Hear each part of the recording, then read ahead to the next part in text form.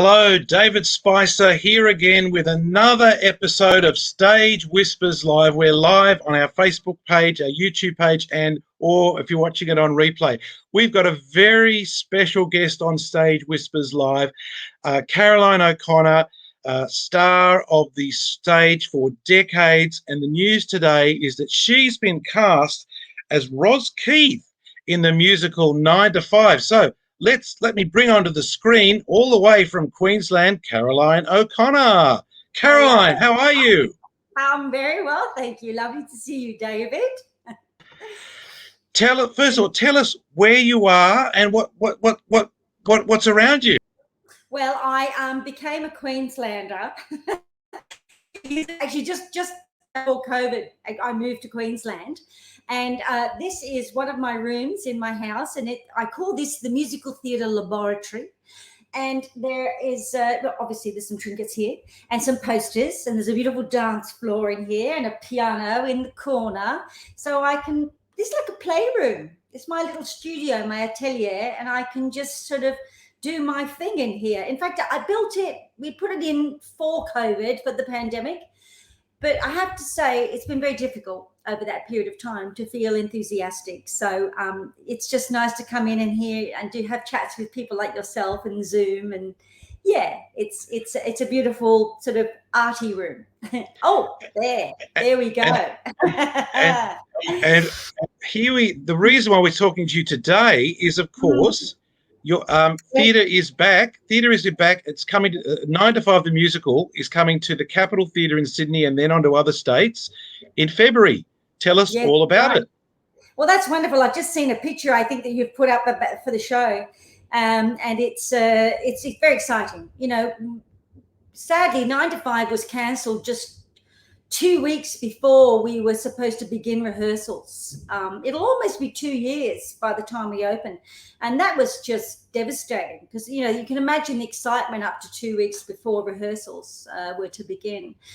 So now it's thrilling to think that the producers haven't given up. They've decided to hang in there, and now 9 to 5 will be, as you say, coming to the Capitol and opening in February. So, yeah, thrilling.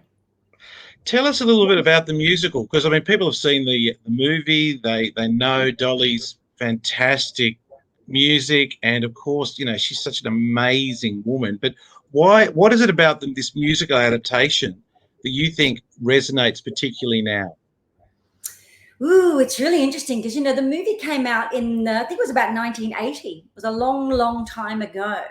And yet the sort of subject matter is probably even more important, or it's been sort of talked about more now than it was then, which is, you know, in the film, it's a setting where there are three main characters who work for a particular boss, Franklin Hart, and they're sort of probably being kind of mistreated because of their sex, because they happen to be female. You know, they're not able to get promotions, they're not able to sort of look ahead at any sort of future beyond being a secretary.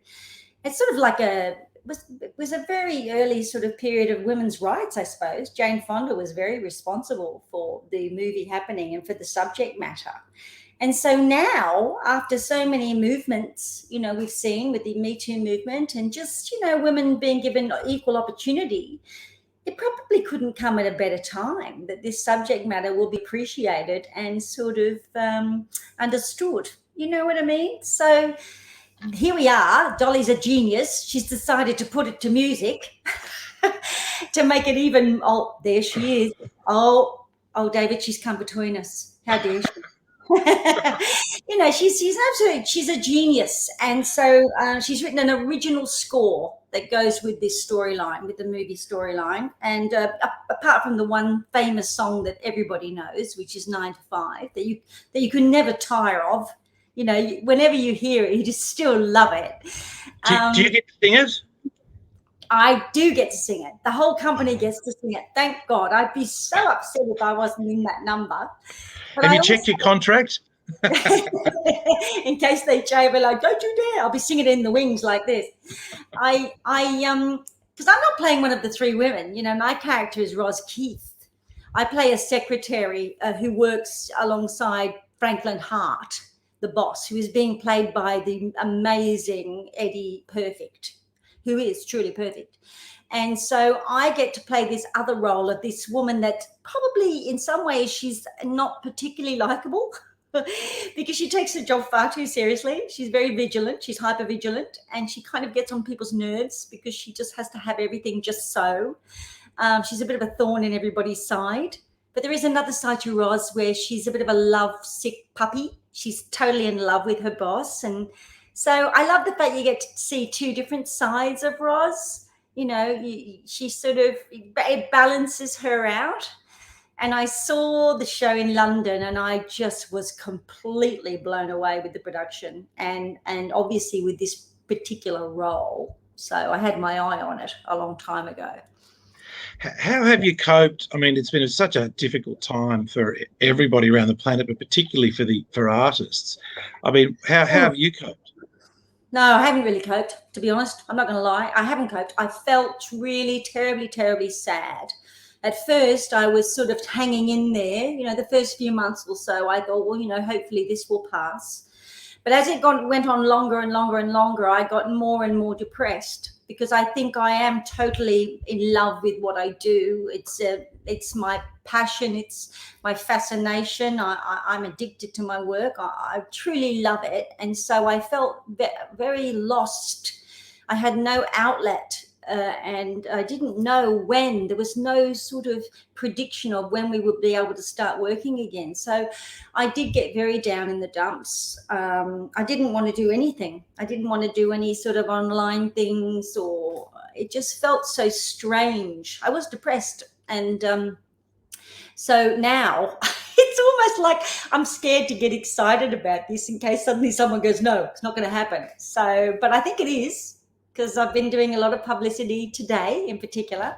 And today's the first day of the launch. So I'm just going to keep my fingers crossed that this is all going to go ahead.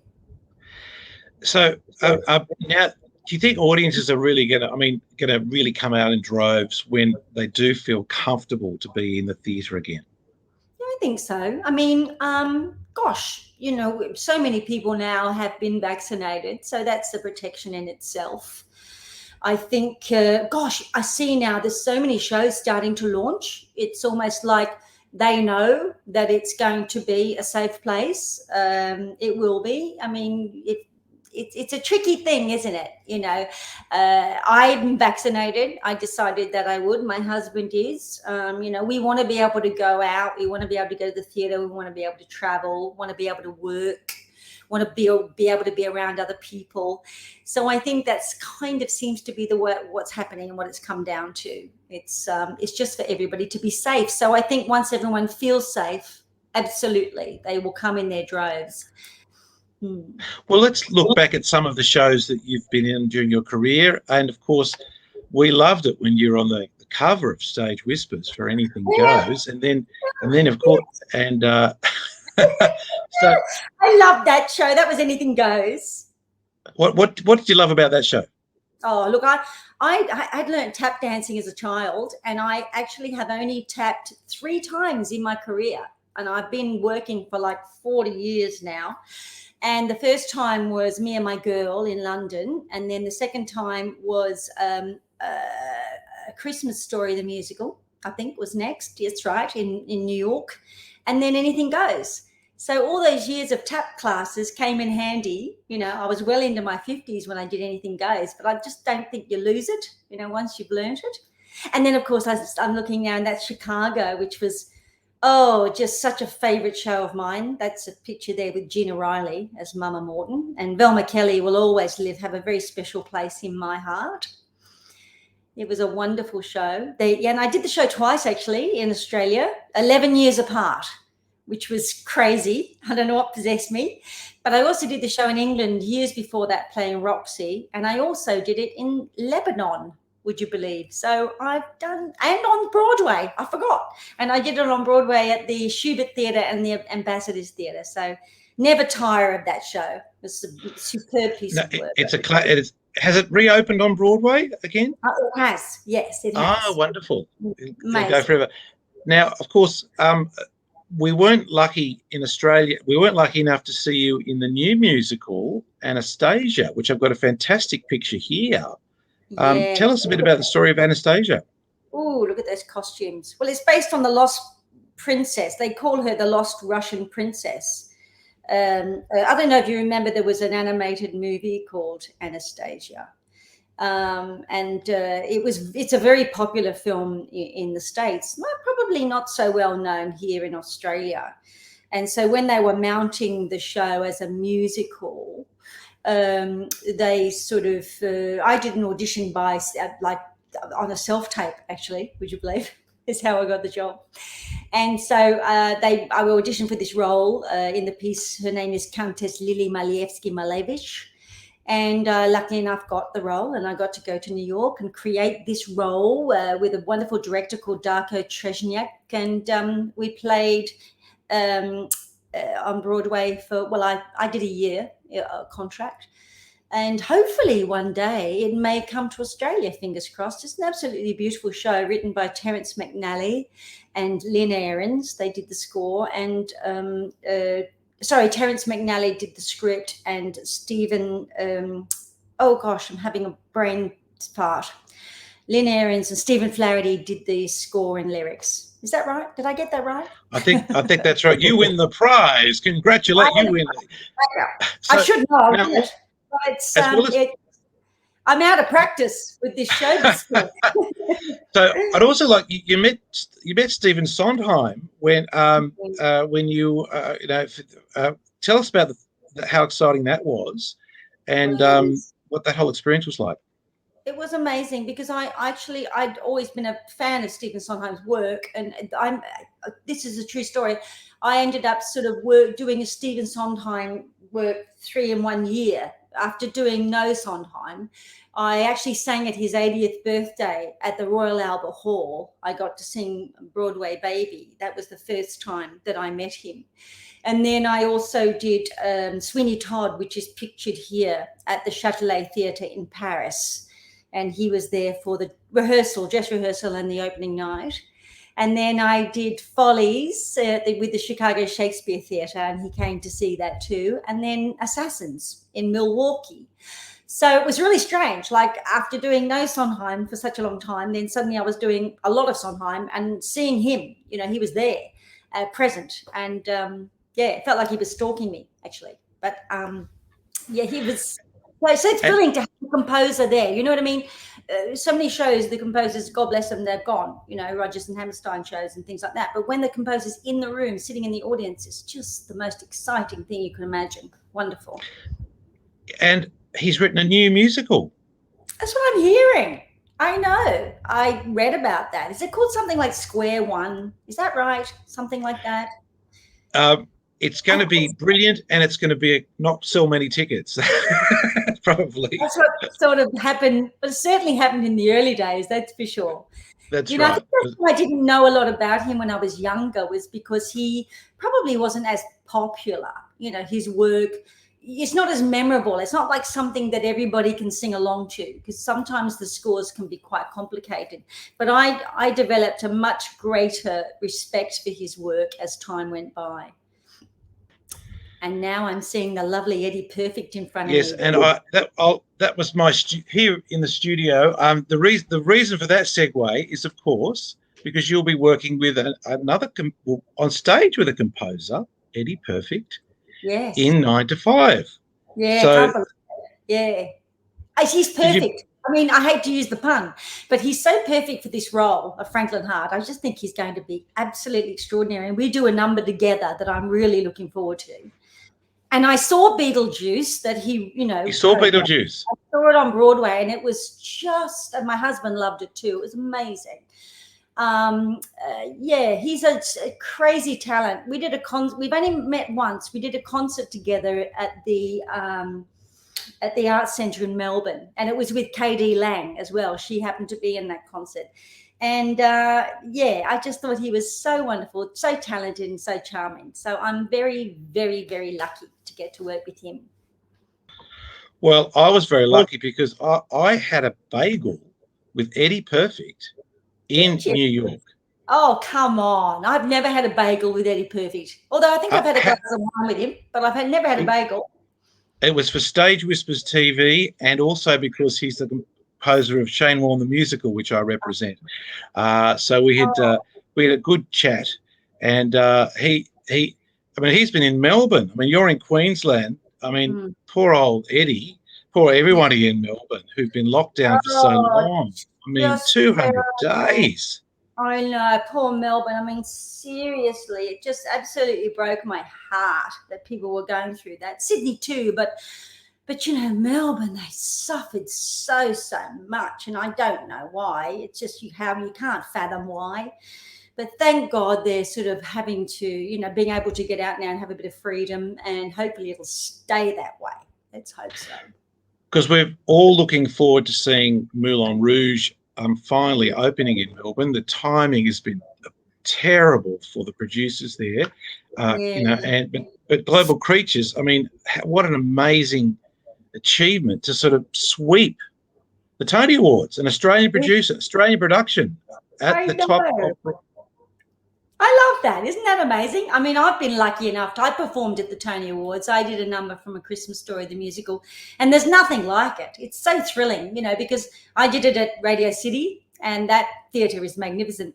And, you know, all your peers are there, everybody that loves musical theatre, every director, producer, choreographer, you name them, they're all in the audience. And it's an amazing night. So to see Moulin Rouge be celebrated in that way is so wonderful. And I obviously, you know, I love Moulin Rouge because I was part of the original film.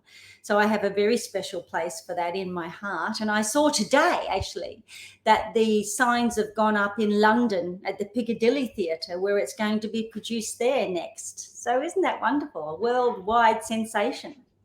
Oh, tell us the story about you in the original movie Moulin Rouge. Yeah, it was just crazy. I was doing Chicago at the time, and I wasn't going to go to the audition. And then Baz happened to see Chicago, the musical, and luckily enough, I just crazy as it is, I got cast as Nene Legs in the Air, who does this amazing. The character gets to do this number called it's Roxanne. And it's a thrilling moment in the movie and a very memorable one. So I feel very honoured and privileged to have had that opportunity. And in fact, the lady, Robin Herder, that plays the role on Broadway, has sent me a couple of lovely messages here and there, which has been very sweet of her, just to, you know, have that connection. So, I mean, people talk to me about it all the time still. It was 20 years ago and they still bring it up. And some people have actually said to me, are you going to do the show? I'm like, oh, God, no. I'm far too old to do the show. But it is really exciting that it's become this mega hit. Well, let's journey a bit further back, because you're a new Australian, and you came here, and you had a passion for dancing, and you've had this remarkable career. Where did it all start? Well, it all started with Irish dancing, really. You know, my parents were both from Ireland, and my mum was very passionate about Irish dancing. So she sent me when I was about 4. And so from that moment on, it sort of grew. I ended up moving from Adelaide to Sydney to learn at a really great dancing school in Sydney, to learn primarily Irish. But when I got there, they taught ballet and tap and jazz. It was the Ransley School of Dance, and they were wonderful teachers. And so they taught me all the other styles.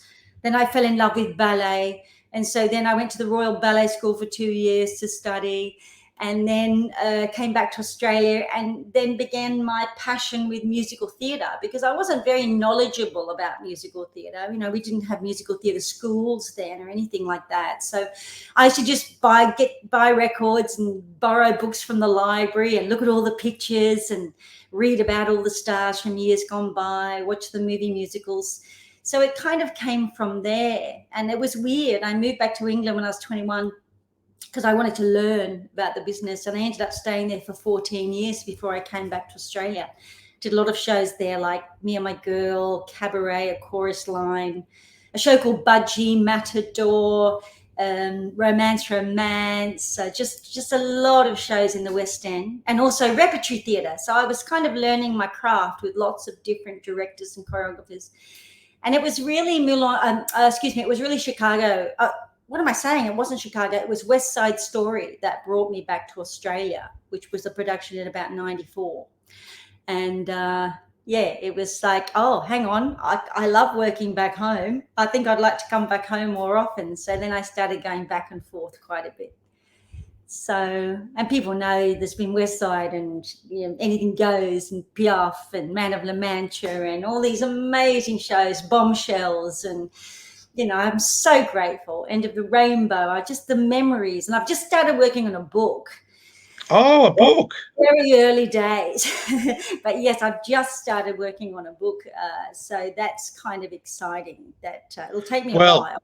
But well, I'll give you this. Stage Whispers recently took over Book Nook, the Australia's Performing Arts bookshop. We are definitely going to stock it.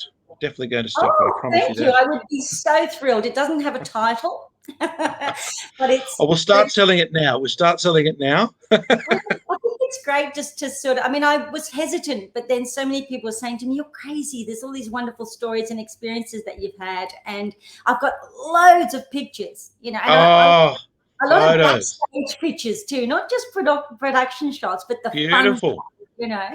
And I think that kind of coffee table book with pictures and funny stories and just, you know, I don't want it to be too heavy. I want it to be fun because my life has been a lot of fun and I'm so grateful. So let's see how we go. Fingers crossed, you know, it's exciting stuff.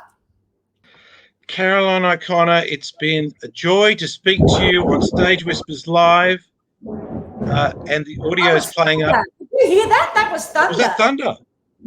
Yes, that was sound thunder. effects. I think it might have hit somebody's roof.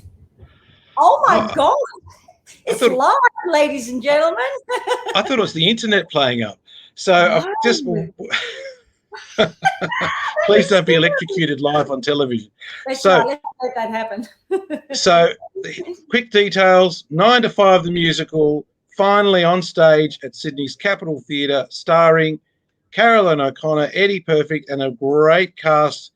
Besides, we look forward to seeing you in a crowded foyer and after, and very soon. All the best, and thank you for joining us on Stage Whispers Television. And I'll just go out with our sting, with our with the Stage Whispers. Wait for this, Studio Orchestra.